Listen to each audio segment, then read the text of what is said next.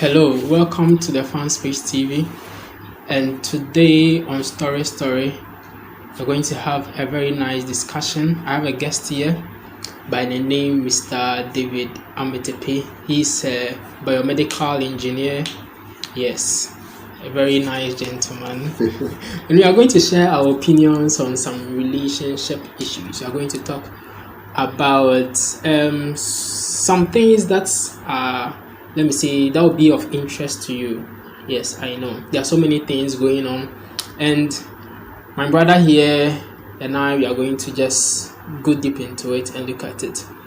But first of all, I want to tell you that this video is brought to you by, or is sponsored by Aircon Studios. You can get Aircon Studios for all your photography, videography services. Just call them and they'll give you the best of services. So let's get into this video.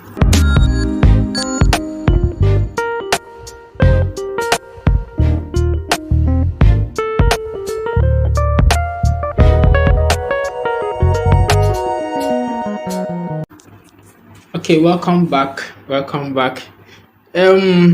So I want to share a story of a young man. But first of all, I want to ask Mr. David, what do you think about dating and relationship? What is dating in the 21st century? Or do I say the modern world?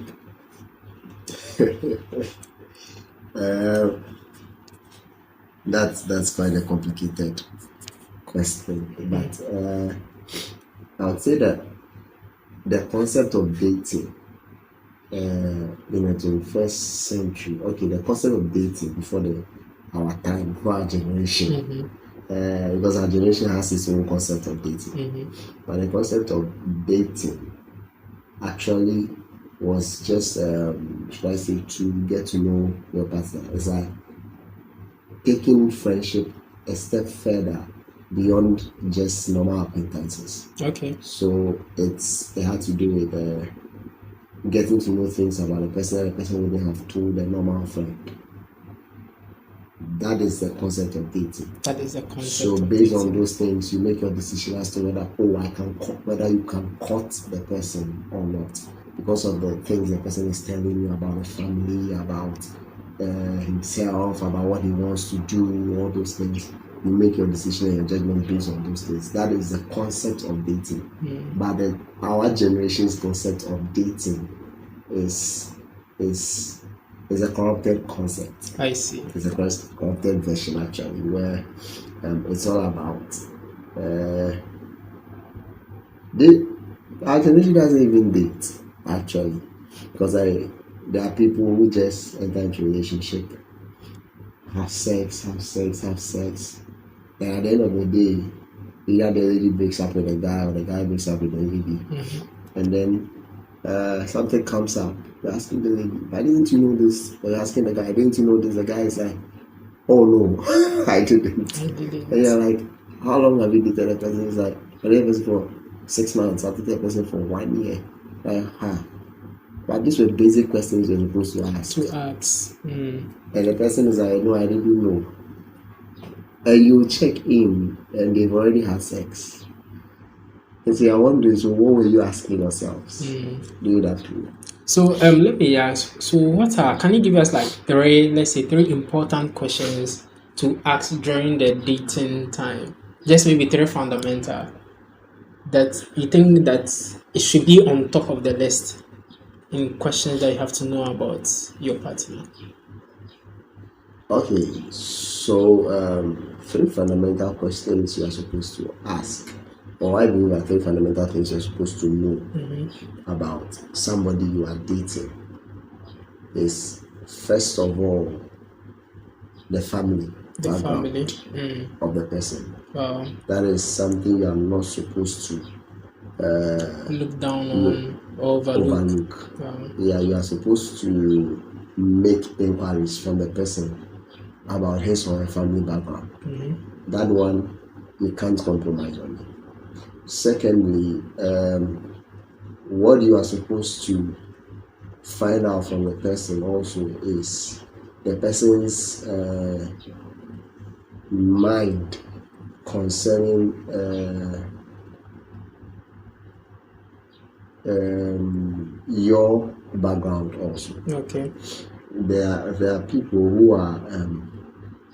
who have certain phobia for certain ethnic Yeah, groups. yeah, So yeah, you yeah. are also supposed to find out from the person, as much as you are finding out the person's background, asking questions. You are also asking the person questions about your background, whether or not the parents are okay with your background. Okay. Then the third question you are supposed to ask, I would say, has to do with the person's foresight or vision. Okay. That is the third question I would think you have to ask. Wow. There are a series of questions, but I think that these three things Are fundamental. are fundamental. You need to know, because we are trying to get to know the person. We are trying to push an agenda with the person. So you first of all need to know the kind of family you are trying to push that agenda with. You also have to know whether the person is okay with your family, the kind of family you come from, whether he will be okay pushing that agenda with you. And then lastly, you're supposed to know the vision of the person aside his family. What is he running at, and what is she running at? So I think if you get all these three things and you're okay with them, then there are other questions you can then begin to look out for and ask. Okay, that's very. I think that we are learning something from it, and I'll add that you also have to look out for the religious background, because in Africa and in Ghana, religion plays a very major role, and so if you don't really get to know about the religious background and you entangle yourself with something that you don't want or your family don't want, to be finding yourself wanting. That's great. But one thing I've realized is that in this 21st century, most relationships don't really stand the test of time. We are hearing stories of broken hearts, of even the rich and the poor. Everybody is enjoying last. Everybody's enjoying breakfast, and I don't know what may be the problem. I don't know, but what do you think may be the what's missing in the equation that's causing so many broken? Is it a factor of money? Is it poverty? Because sometimes even the rich, those who say they have money, broken heart. Well, I think that that is one thing that I've been particular interested about, and that is, I think in our generation we don't know what we want. We sometimes look down on our parents' generation, thinking that they didn't know what they wanted. But in reality, I would say we don't know what we want, because our parents' generation that we claim didn't know what they wanted, and so certain things were forced down on them, have been able to stay in marriages for 30 years, 40 years. Yeah. People, the husbands die and their wives bury them. Hardly divorces were happening, separations were happening. But even during divorces and separations, you could literally see them.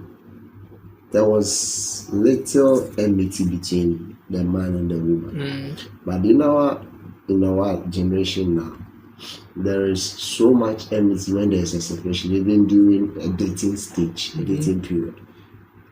I sometimes you move with people and then they see someone. I remember when I started work in the hospital, so we found ourselves in one of the departments, and funny enough, one woman was there, looked at my boss, and was looking at my boss, kept looking at my boss. She's a mature woman, and my boss was like, why? And she said, my boss looks like somebody she knew.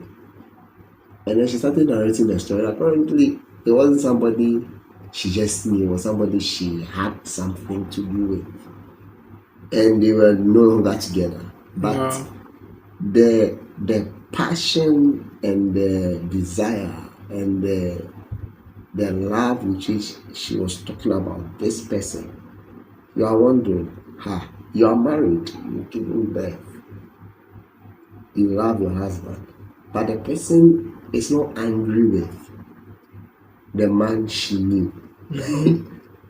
She's speaking about the person with some form of fondness. So you're asking yourself, our generation, somebody breaks up and it's all empty. So that's why I'm saying that we don't know what we want. People enter into relationships because they think they are lonely. I know a lot of people that enter into relationships because they think they are lonely. So I want somebody to be there. With. So we just enter into relationship. So they choose anybody that they think is available. And then they just go. If you ask a lot of people in our time now what they look out for in a man, they would tell you that somebody said pink lips. Exactly. One of the things that they will tell you, they will be giving you shallow praises. I remember I asked my mom some time ago about her life before marriage, during the period when she was about to. One of the things that she said to me, that she said, yeah, a lot of people came her way. There were a lot of people that were suitable, rich, all those things. But she said one of the things that she hated was a man who smokes and a man who drinks. She hated it. So the moment you come into her life and you smoke and you drink, it doesn't matter who you are disqualified. She will not even, it's not her responsibility to change you. Yes. She will not think about, oh, let me try and change you, let me try and, no, you are out. But the generation now, yes, say be no kwana enye wo yake na. But you see, sometimes there no kwana enye, there's a day obeno monsa obebo waso. Yes. The person has never pitied you before, but there's a day troubles will wear the person down, and the person will drink, and that day will lose control. You will say something, the person will start beating. From that day, the person will start beating you. And you don't want to, the man has said, no, he hasn't changed, that's who he was. Just that the alcohol has brought it out. And after he brought it out, he couldn't go back again. So I think that our generation, one of the things that we lack is focus. We don't know what we want. Wow. So we are still on fans page, and I'm here with Mr. Delali Ametepe. And just make sure you subscribe. I said, my wife is seriously single. But he's not married. He's not married, and he's not dating. He's single. So you can DM, and then if you are. Okay, so this is the fans page TV, and today's episode of Story we have Delali Ametepe, biomedical engineer. Yes, it's a very renowned hospital in Ghana.